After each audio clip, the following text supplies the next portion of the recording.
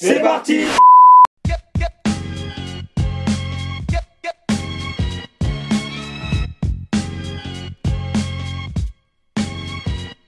Salut à toutes et à tous et bienvenue pour une nouvelle édition de l'œil du SR saison 2, votre émission de la webzine Urban Street Reporter. Et on a comme invité aujourd'hui l'équipe de Furicom, Hicham et Almami. Comment vous allez les gars? Ça va. Alors avec vous, on va évoquer le thème de la publicité parce que c'est le secteur dans lequel vous travaillez. Il y aura pas mal de thèmes que l'on abordera autour de la table. Pour m'accompagner également autour de la table en chroniqueur, une nouvelle, Mariam. Comment tu vas, Mariam? Très bien, et toi? Ça va, ça va. Alors comment t'as connu un petit peu Urban Street Reporter? C'est grâce à Ibrahim qui juste... Toujours Ibrahim, toujours. Ah, je sais pas, toi tu ramènes personne, moi je ramène des gens, tu vois. T'as raison. Le dérangeur, Ibrahim. En personne. Tu vas bien? Ça va très bien, et toi? Toujours un plaisir d'être là autour de la table. Hein. Également. Et il est où ton Cabral là? C'est fini? Non, en fait, en ce moment j'ai beaucoup de cheveux, tu vois. Ouais. Ça veut dire quand je mets le Cabral. Beaucoup de cheveux, beaucoup. Si j'en ai beaucoup, regarde. Par rapport à d'habitude, quoi. Par rapport à Ouais, l'habitude. c'est vrai que d'habitude, Je suis limite chaud, quoi, tu vois. C'est vrai. Donc du coup là, tu montres pas ta teinture aujourd'hui. Là, t'as préféré la casquette. Ouais. Non. Tu la montres qu'une seule fois par émission. T'as raison. Alors, vous pouvez bien sûr nous suivre sur nos réseaux sociaux qui vont s'afficher juste en dessous et n'hésitez pas également à aller sur notre site internet urbanstreetreporter.com. Alors, avant de commencer l'émission et d'aborder le thème de la publicité, comme d'habitude, Ibrahim, tu as fait un retour sur ce qui t'a marqué cette semaine. Enfin, ce qui m'a marqué, en fait, là maintenant, ça va être 3 infos. Ouais. On va vous donner une info locale, c'est-à-dire à Garges et les alentours, une info nationale, et puis une info internationale, on va dire. Après, au niveau local, ici à Garges, il faut savoir que sur le parvis de la mairie, le week-end dernier, il y a eu ce qu'on appelle des kaléidophones. Voilà, c'est une compagnie qui s'appelle Décor Sonore. En gros, c'est des grosses installations qui vont installer un peu partout en ville. Et l'expérience, le but, c'est d'écouter des sons, en fait, avec des appareils super impressionnants. Et franchement, c'est top. Et donc, c'était très intéressant. C'était le week-end dernier à Garges. Ensuite, niveau national, Ouais. on va parler de ce qui s'est passé au niveau de l'antiterrorisme. Pour une fois que là, c'est pas des musulmans, on va dire. Là, Le côté militant d'Ibrahim qui ressort à chaque fois. non, mais parce que moi, j'en ai marre que nous, on soit toujours attaqués, tu vois, c'est ça. Donc là, il y a eu 8 suspects qui ont été présentés devant un juge. Donc voilà, ils sont de la mouvance ultra-droite. Ils sont très jeunes parce qu'ils ont 17 à 29 ans.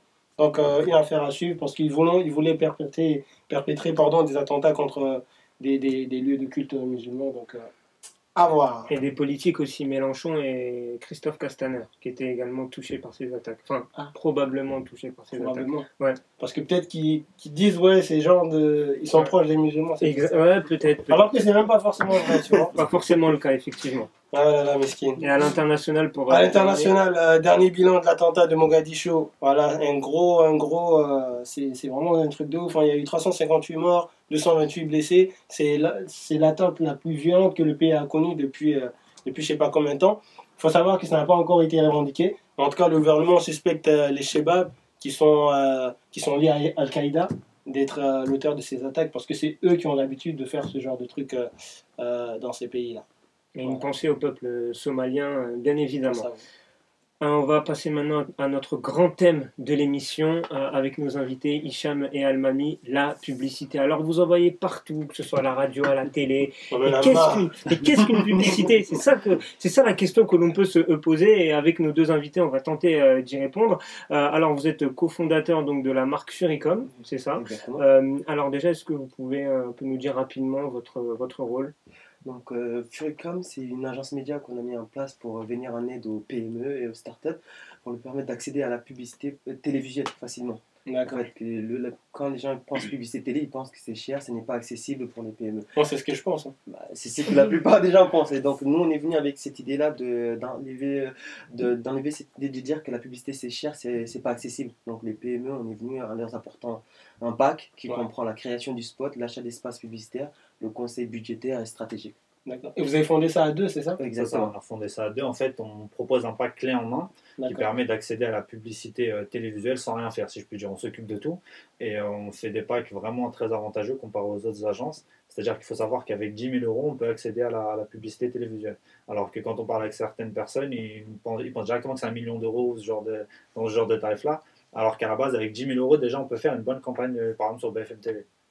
Donc, genre, c'est 10 000 € pour combien de temps en fait? c'est à peu près 1 à 2 semaines. 1 à 2 semaines sur BFM TV, donc c'est pas mal pour une PME. Ah oui, Ah ouais, 1 à 2 semaines. Donc, en choisissant les périodes de passage, si on veut allonger la campagne sur 2 semaines, il faudra d'accord. tourner à 2 spots par jour. Mais si on Ok. veut raccourcir, on peut tourner à 3 à 4 spots par jour pendant 1 semaine en fait. Donc ça permet d'avoir un. Ouais, c'est des tarifs très intéressants. Et du coup, moi j'avais une question. Comment s'est fait le lien, enfin, comment vous faites le lien entre vous, votre société, et du coup ces médias-là comme BFM ou d'autres chaînes? Pour revenir par rapport à mon parcours, parce que j'ai fait des études, j'ai un master en marketing et communication, j'ai intégré Avas Media qui est une des grandes agences médias connues sur le territoire français, et ça m'a permis, je suis rentré là-bas pour avoir les contacts des régies. Donc comme j'ai les contacts des régies, donc ça nous permet d'avoir plus de Le fil en facilité, aiguille. voilà. Le réseau, c'est important. Les réseaux. C'est très important, effectivement. Ouais. Je me tourne vers vous. Quels sont les ingrédients pour vous, vous qui êtes dans le domaine, dans le milieu, pour faire une bonne publicité? C'est quoi Qu'est-ce qu'il faut plus particulièrement? Il faut d'abord cerner l'image de marque de la société. C'est très important. Il faut voir ce qu'elle veut véhiculer, quelle valeur, et quelle image elle veut transmettre donc aux clients. Ensuite, après, il faut essayer de trouver un bon scénario. C'est comme un film en fait. Ouais. C'est comme un film, c'est exactement la même chose. Un bon scénario, des bons comédiens. Et ensuite, après, c'est un petit peu un mélange de tout ça qui fait vraiment une bonne publicité. Mais le plus important, vraiment, c'est de cerner l'image de marque et ce que veut véhiculer la marque. Mais je pense qu'il faut aussi essayer de s'insérer dans l'actualité, dans les choses actuelles qui sont à la mode, que ce soit les musiques, Pour Et faire le les temps. tendances. musique tendance, etc. Justement, autour de la table, Mariam et Ibrahim, pour vous, qu'est-ce qui vous plaît le plus dans un spot publicitaire? Qu'est-ce qui va vous faire dire que ça, c'est vraiment une vraie pub? Mariam. Moi, souvent, en fait, quand je m'attends pas à avoir le produit à la fin, quand il y a un scénario de fou, je me dis, mais c'est pour quelle pub, c'est pour quel produit, c'est pour quelle marque? Et à la fin, tu vois, c'est un parfum, tu te dis, ah ouais. Et les Asiatiques, ils sont très forts dans ça. Les Asiatiques, ils sont super forts. Je regarde les pubs des fois. Franchement, c'est chaud. Surtout les Japonais, ils sont dans le domaine en fait. Ils peuvent te sortir une pub qui n'a rien à voir. Donc C'est après, tu incroyable. dis, mais à la fin, tu te prends la tête à faire le lien entre la marque et la pub. Voilà. Ouais. Mais c'est bien fait. Quand c'est bien fait, ouais, ça passe bien. Après, Après, ça dépend du budget toujours. Ouais. Ça dépend du budget. De la société, combien elle nous donne pour faire le spot. Ouais. Si elle nous donne un budget de 100 000 €, là, effectivement, on Ouais, peut faire ouais, beaucoup de c'est choses. plaisir. Et si ils ont 2-3 000 €, là, il faut réfléchir. Et toi, Ibrahim, qu'est-ce qui te plaît le plus dans Pour moi, c'est comme un film en fait. Si je suis touché, si je me reconnais dans la chose, j'arrive à m'identifier, j'arrive à être touché, je pense que là, c'est gagné. C'est ce qui fait que voilà, je me dis, ah ouais, c'est bien quand même. J'ai envie de l'acheter. J'ai peut-être envie de l'acheter, tu vois. Mais est-ce que, j'avais une petite question un petit peu polémique, est-ce que la publicité aussi, il n'y a pas aussi une petite part de bluff? C'est-à-dire, Il y en a peut-être beaucoup, même. Regarde les pubs peut-être survendre maintenant, quelque chose. Non. Peut-être c'est la base d'une publicité aussi, mais est-ce que des fois ça va pas un peu trop loin? Parce qu'on connaît tous, on a tous cette expression publicité mensongère, entre guillemets. Alors, vous en pensez quoi déjà de cette expression? Est-ce que vous trouvez que c'est trop dur? Vous en pensez quoi? Il y a beaucoup de contrôle après en termes dans la publicité. Si jamais on fait une publicité mensongère, donc ça pourrait faire déjà un bad buzz au niveau de la société. Et vu que ça passe en télé, ça sera vu par des millions de téléspectateurs. Donc ça sera forcément très préjudiciable pour la marque. On peut couler une marque en passant à la télé. Avec une mauvaise pub en passant à la télé. C'est pas comme une publication sur Internet ou un post Facebook ou ce genre de choses. Là, on atteint vraiment toute la France et des millions de personnes. Si jamais la publicité elle est foireuse ou elle est mensongère, c'est mort pour la marque en gros. Donc il n'y a pas trop de publicité mensongère à la télé, du moins. Après, c'est du marketing. Ça reste du marketing. On essaie un petit peu d'embellir le produit au maximum. Par exemple, on va écrire des trucs tout petits en bas là, que personne ne jamais. Et c'est là qu'on dit en fait. Il y a beaucoup des pubs, ça. Non, mais après, il ne faut pas oublier qu'il y a l'ARP qui est là, l'autorité de la régulation de la publicité télévisuelle, qui est là, qui vérifie les spots avant qu'ils soient diffusés. Donc l'ARP régularise ça et on ne peut pas faire des publicités mensongères en fait. Il faut avoir un message précis en présentant la marque. On ne peut pas faire n'importe quoi. Ça serait pas bon pour la marque. Voilà. Effectivement. Alors, actualité oblige. J'avais envie, autour de la table, de vous faire réagir sur la publicité de Dove, qui a un peu choqué, notamment sur les réseaux sociaux, avec donc, on voit donc 4 femmes, et en gros, bon, Ibrahim, est-ce que tu peux un peu... Je l'ai vu la pub, d'abord, j'aime pas les débats sur Facebook, mais là, pour une fois, les gens m'ont obligé à écrire des longs commentaires. Est-ce que déjà tu peux expliquer la pub En gros, en fait, ce qui s'est passé dans la pub, c'est que d'abord, il y a une image qui a circulé. Donc, on voyait il y avait une meuf Renoir qui enlevait son haut là. Un t-shirt qui était noir aussi. Son t-shirt qui est. Ah, ça, j'avais pas vu ça. Je vais écrire à Dove d'ailleurs pour ça aussi. Ouais, donc la meuf, elle a enlevé son truc. En gros, après, il y a une Babtou qui arrive. Et ensuite, ainsi de suite. Mais on voyait pas sur la photo, on voyait que la noire là qui se transformait en blanc. Et donc, voilà, les gens, ils ont gueulé, machin. Moi, personnellement, j'ai relayé l'info, ça m'a énervé. Après, je suis parti regarder la pub entièrement, tu vois. C'est bien de voir la vidéo quand même. C'est bien de voir la vidéo. J'ai regardé la vidéo. Et voilà, ça peut atténuer un peu le truc. Mais moi, ce qui m'a choqué, c'est que les gens sont mis à dire, en fait, c'est rien de raciste. Ceux qui disaient ça principalement, c'était des gens qui n'étaient pas noirs, d'ailleurs. En gros, que les noirs, maintenant, ils étaient trop sensibles. Dès qu'on faisait un truc, ils étaient là, ils se rébellaient. Mais il faut voir le passif de Dove, c'est pas la première fois. Et même à part Dove, même les autres pubs, combien de fois, nous les noirs, c'est normal qu'à un moment donné, voilà, qu'on se révolte. Il y avait une polémique aussi autour de cette, je sais plus si elle existe encore, Banania. La banania, c'est un truc, c'est un classique du racisme vis-à-vis des noirs. Après, c'est des professionnels du marketing, je pense que c'est quand même fait exprès. Pour choquer un peu, pour alerter faire le buzz. Parce que c'est pas comme il l'a dit, c'est pas la première fois que Dove, en 2015, ils avaient fait la même chose, en mettant before, after. Donc, du coup, ça a créé une polémique. Donc, quand ils ont réactivé en plus, et quand ils ont refait le truc, donc là, ça a créé. Mais pour toi, Almami, c'était calculé, le fait de faire ce genre de pub en sachant pertinemment que ça allait faire parler, c'était uniquement pour qu'on parle d'eux? C'est pour parler d'eux, en fait, parce que une pub, ça ne se fait pas comme ça. Il y a un directeur marketing qui doit valider. Surtout Dove, c'est pas une petite entreprise. C'est pas une petite entreprise, donc c'est validé par plusieurs personnes. Donc je vais pas dire c'est le stagiaire c'est le stagiaire qui s'est mis à dire je vais passer ça comme ça. Donc voilà. L'image de marque c'est trop important. Voilà. Ils savent très bien comment gérer le public aussi. Exactement. Après ils vont désamorcer l'affaire et ils vont mettre la vidéo. Mais est-ce que pour vous la pub, après avoir vu la vidéo, est-ce que vous trouvez quand même qu'elle est raciste? Je crois que Mariam trouve qu'elle est pas raciste finalement. Moi, quand je l'ai vu en entier, c'est juste différentes femmes. Après, quand on voit le passé de Dove, on sait que c'est une récidive qu'ils ont fait, c'était volontaire un petit peu. Mais après, comment placer la femme noire du coup dans ce genre de pub, dans la vidéo entièrement? Vous l'aurez placée où, ça veut dire? Moi, j'aurais préféré qu'ils mettent une femme blanche, qu'elle enlève son vêtement et qu'elle devienne noire. Mais c'est ce qui arrive aussi dans la vidéo. Ça arrive encore après? Oui. Ouais, donc après, ça arrive pas vraiment dans la vidéo, c'est parce que la vidéo elle est continue que ça arrive, mais sinon c'est 3 ou 4 femmes qui sont dans la vidéo. En fait ils ont mis l'image pour choquer, pour faire parler, et ensuite après que la vidéo ça désamorce un petit peu le... Après si on fait une sélection d'images, ça peut créer beaucoup de polémiques. C'est ça, oui, des semaines qui vont se plaindre, elles deviennent blanches. Mais moi je suis pas d'accord contre tous les gens qui disent ouais les noirs vous êtes trop frileux machin, vous voulez pas lâché sur ce créneau. Il a pas lâché sur ça. C'est dommage que elle n'est pas là, parce que elle prenait la tête pour ça. Je dis ouais t'es pas noir déjà, c'est pas ton combat, d'accord? Laisse-moi dans mon combat, s'il te plaît. On l'embrasse, si elle nous regarde, bien évidemment. Autre sujet que j'avais envie d'aborder avec vous, c'est la place de la femme dans la publicité. Alors, là, en ce moment, il y a pas mal de polémiques autour du producteur Weinstein, avec pas mal de femmes qui déclarent avoir quelques soucis avec lui, exactement. Mais c'est vrai qu'on voit dans les publicités, des fois, pour faire vendre, la femme un peu dénudée. Vous en pensez quoi? Est-ce que la publicité met vraiment en valeur ces femmes en les mettant dans ce genre de... C'est un sujet très sensible. Mais on peut faire la remarque avec les clips de vidéos, en fait, les rappeurs qui mettent des femmes pour vendre. En fait, la femme, c'est un objet c'est un peu considéré comme un objet pour certaines personnes parce qu'ils la mettent en avant pour le côté désiré. Voilà, même quand pour vendre une voiture au salon de l'automobile, on met des femmes. Donc voilà, et on essaie de trouver le lien, mais bon, voilà, c'est un choix. La jante masculine, je pense. Voilà. Après, c'est vrai. On a une femme autour de la table. Voilà. Après, c'est vrai que souvent, c'est l'objet désiré. En fait, maintenant, c'est beaucoup dans la provocation, même dans les films, dans les clips, tout est dans la provocation, tout est dans le... maintenant, c'est les grosses fesses, les gros seins partout, et c'est devenu banal. C'est triste à dire, mais c'est devenu banalisé, et c'est ce qui fait vendre. Et donc, ils continuent à le faire, et... Donc en fait, les marques sont pas coincées, mais on va dire qu'ils ont plus trop le choix. S'ils veulent vendre aujourd'hui, ils sont obligés de faire ce genre de publicité. Mais ça marche bien. C'est vrai que ça marche bien. C'est un raccourci facile en fait. C'est un raccourci facile quand on veut pas se prendre la tête à faire. C'est pas que dans les pubs, non plus, même dans les affiches de cinéma. Partout. Même en France ou à l'étranger, il y a eu des affiches. Franchement, c'est des trucs de ouf, quoi. Tu vois.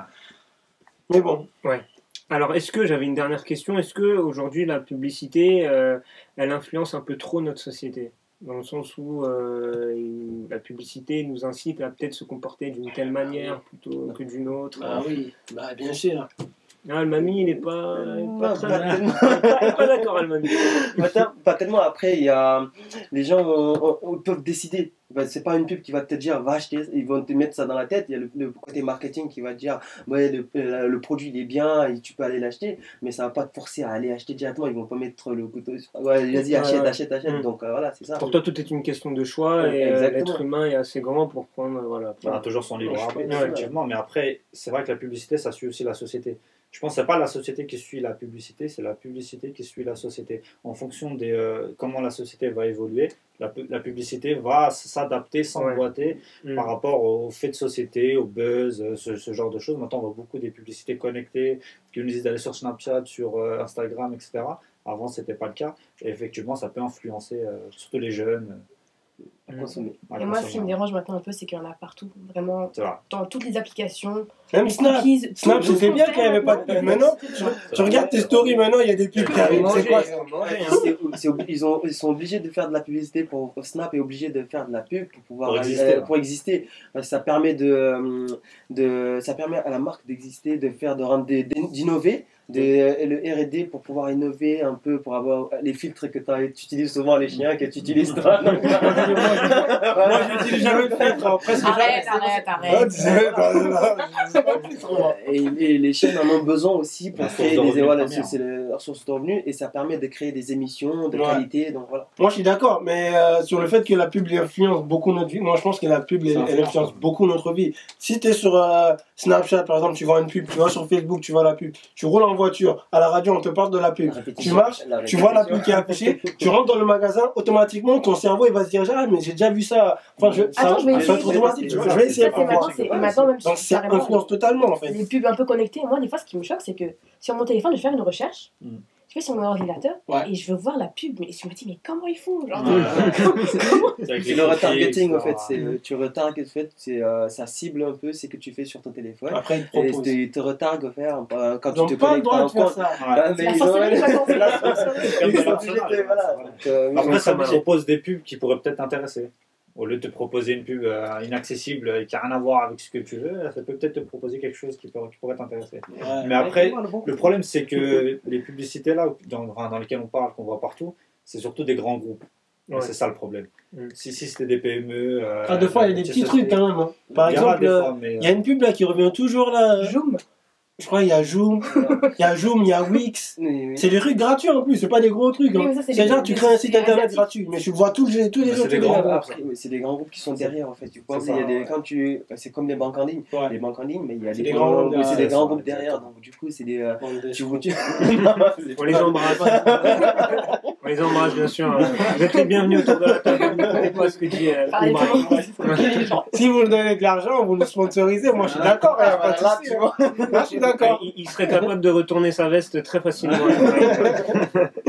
En tout cas, merci à vous autour de la table, merci à l'équipe de Furicom. Il y a un site internet pour vous suivre?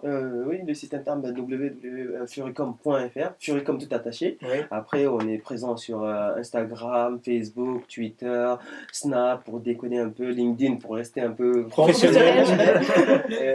Bientôt sur la Lune avec un partenariat. Ils sont ambitieux. Voilà, donc on peut nous suivre partout. Sans ça, il y a une interview là qui va arriver aussi. Ça va arriver également. Et voilà, n'hésitez pas à les suivre et à leur donner beaucoup de force. Merci à toi, Mariam, pour ta première. J'espère que c'est pas la dernière. Il faut revenir autour de la table. Ibrahim, mon dérangeur, comme d'habitude, fidèle au poste. Voilà. Et Zakaria qui était exceptionnellement derrière la caméra. Merci à toi, Zach. Vous pouvez bien sûr nous suivre sur l'ensemble de nos réseaux sociaux qui vont s'afficher juste ici. La semaine prochaine, l'invité je t'ai posé une colle. Là. On est quel jour la semaine prochaine? En fait, là, je sais pas. En tout cas, ça sera toujours assez intéressant. On aura un invité, ça c'est sûr. Tiens, comme ça a un petit effet de surprise. Ouais, effet de surprise. Bah ouais, on va pas déclarer à chaque fois. Oui, c'est vrai. Voilà, c'est bien rattrapé. Comment on se rattrape merci. Exactement. Merci à tous ceux qui nous ont suivis. Je vous souhaite une excellente journée. À la semaine prochaine. Salut. Nouvel œil du SR et aujourd'hui on a l'équipe de Furicom, Hicham et Almami qui sont là, Ibrahim le dérangeur et... Ah, ça j'ai oublié son prénom. Attends. C'est important, t'as raison. Vaut mieux faire ça avant que... Attends, je vais voir les prix.